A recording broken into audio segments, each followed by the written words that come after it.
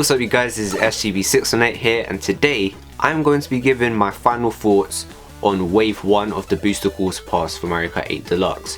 For whatever reason, I decided to make videos about all of the future waves and all of the things that I would like to see later down the line, but I haven't actually slowed down to think about what we're about to get this week. You see what I mean? So let's slow down for a minute, let's have a look at the things that we do know and we know that we are getting, and so let's talk about how excited I am for these 8 tracks.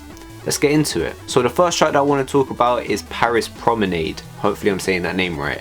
Now, one thing that I have to give Mario Kart Tour credit for is that I really like their original tracks. I don't think there's a single stinker out of them, and Paris Promenade is no exception. Really, it's a track based off of a real life location mixed together with Mario Kart goodness. Like, even though it's based off of a real location, it still feels like a Mario Kart track. And this is just based off of what I'm seeing, because I haven't actually played Mario Kart Tour since its launch back in the day. So the only original track that I got to play from it was New York Minute, which I wouldn't be surprised would be in this DLC, but we'll get to that at a later date.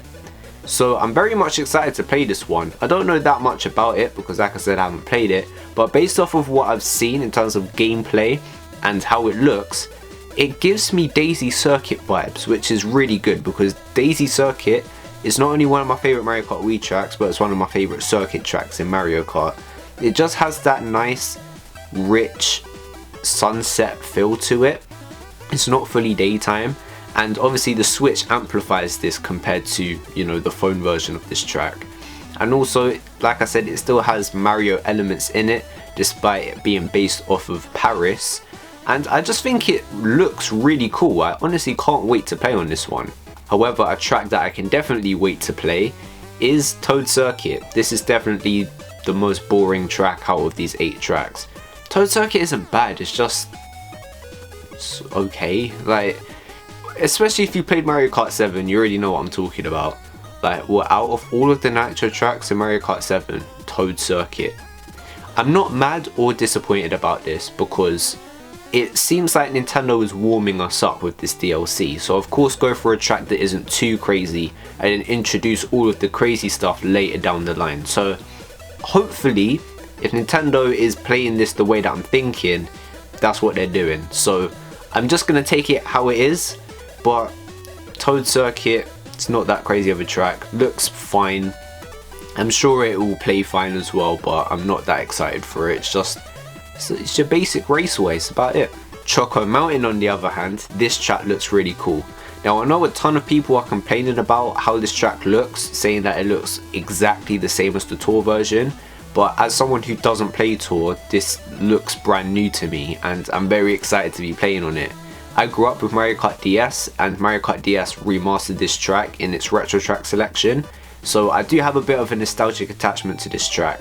So to see it return in the latest Mario Kart entry, cannot wait to play on it. Looks great, the boulders alone look updated.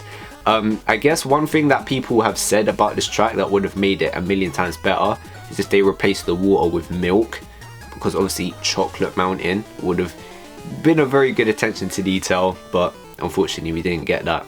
I'm pretty certain that the track will be fun either way, and yeah, I just really love how this one looks. Coconut Mall. I mean, I don't feel like I need to spend long on this one. I really don't.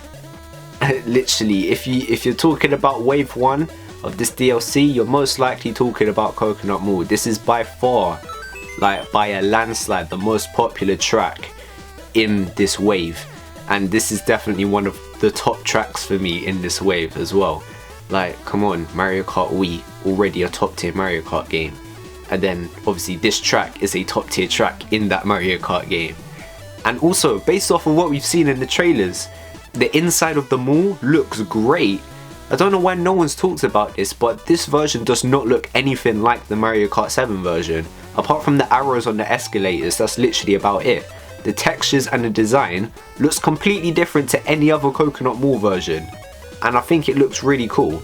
Obviously, I would like to see it face to face on my monitor screen to see how the entire track looks. Hopefully it still maintains that detail on the outside of the track, but I really like how Coconut Mall is looking at the moment. I also like the Pientas on the side as well. Very good detail.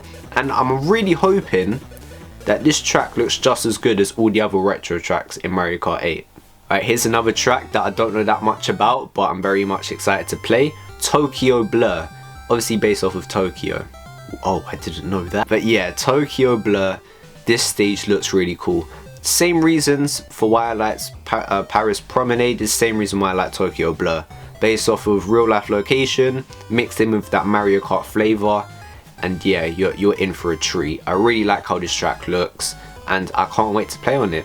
Like I said, I haven't played it because I'm not a Mario Kart Tour player, but this is a brand new track to me that I can't wait to play. I feel like I've said that a lot. Now this is a very hot take, and I know I'm probably alone in this, but Shroom Ridge returning from Mario Kart DS has me so happy.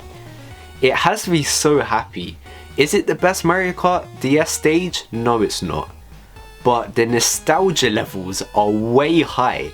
We haven't seen this track since Mario Kart DS, a game that came out in 2005. Yeah?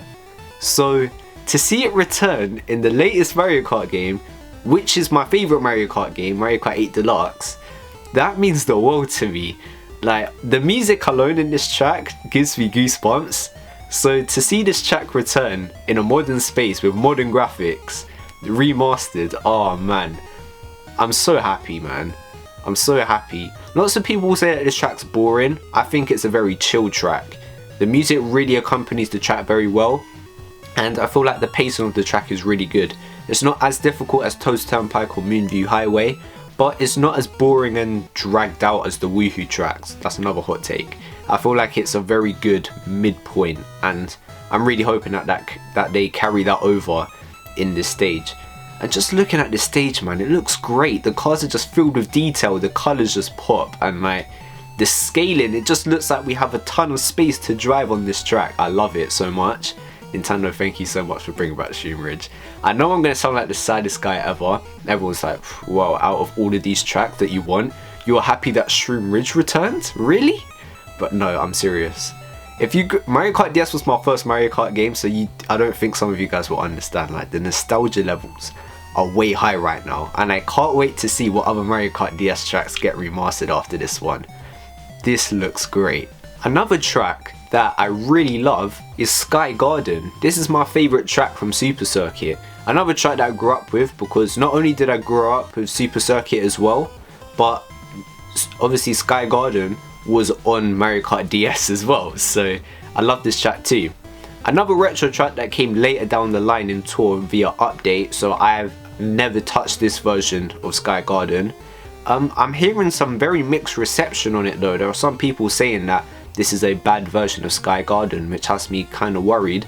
But based off of what I've seen in the trailers, not based off of what I know, but based off of what I've seen, I like how it looks visually. It reminds me a lot of Cloud Top Cruise, which isn't a bad thing. And I like how they've added in a glider ramp at the end, because that last section was pretty long to drive. It was just a long straight path. So I thought that was a pretty clever addition there. I just really like how they revamped this track. It just looks completely different, and I just couldn't believe that that was Sky Garden. It looks nothing like the original or even the DS version. So in a lot of ways, it's quite similar to Coconut Mall, which obviously is a great thing. I really can't wait to try this track after many years of it being absent in Mario Kart. And finally, we've got Ninja Hideaway, a track that I've never played before as it debuted in Tour. Now this track also reminds me of Dragon Driftway, but like a nighttime version.